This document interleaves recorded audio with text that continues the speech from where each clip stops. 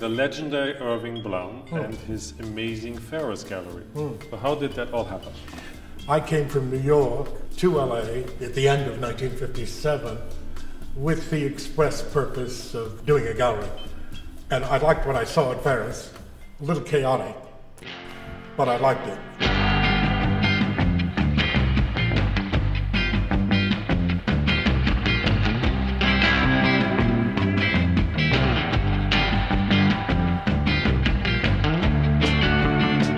I had a limited amount of money to spend, and Walter said Ed Keynotes wants to go back to the studio to make art.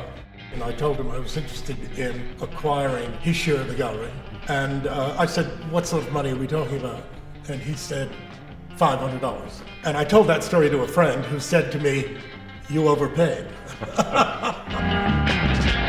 Tell me a little bit about the art scene in Los Angeles. In 1963, there was a wave in the pop style. There were no precedents for this look. To all of a sudden encounter full-blown, the pop idiom was shocking. And by 1963, there were 300 pop artists. And somehow you had to select. Yes. And my initial selection of Roy and Andy proved to be prophetic.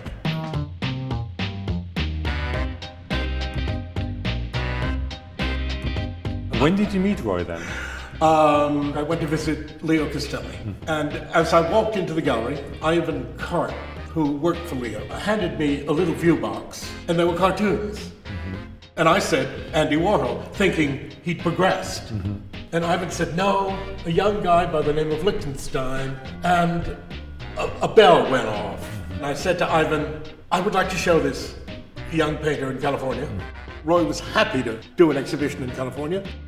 I received a group of paintings, opened the crate, pulled one painting out, Crying Girl, masterpiece. Pulled the second painting out, Sleeping Girl, another masterpiece. And as I pulled the second painting out of the crate, like a vision, B. Gersh, standing at the doorway. She was there? She was there. She said, I must have it. I simply must have it. My idea was to keep those two paintings for myself. Sure. Of course. I was glad B bought it, but I was sorry to have lost it.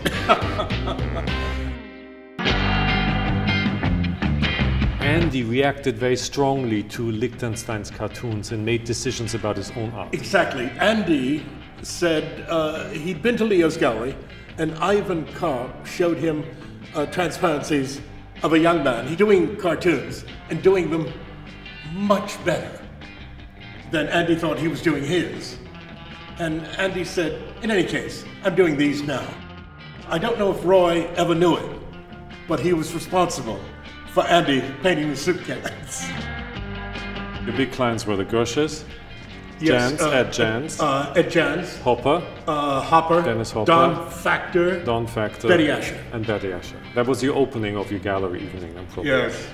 Yeah. But I love your invitations that you used to make for your gallery. Oh, they were mostly Dennis's photographs. They're terrific.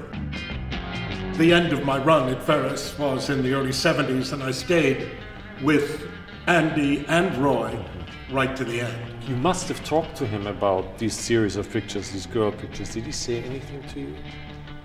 I remember the end of one conversation. He said, Irving, he said, they interest me. He loved girls.